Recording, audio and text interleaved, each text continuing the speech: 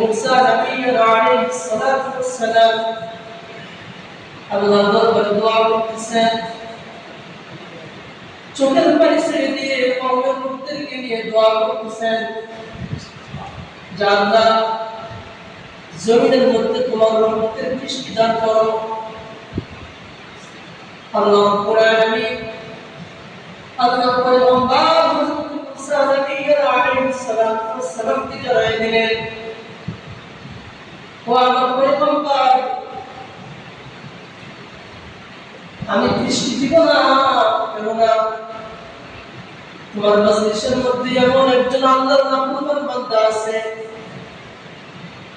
যে নাফরমান বান্দার কারণে আমি জমিনের মধ্যে বৃষ্টি দান করব না।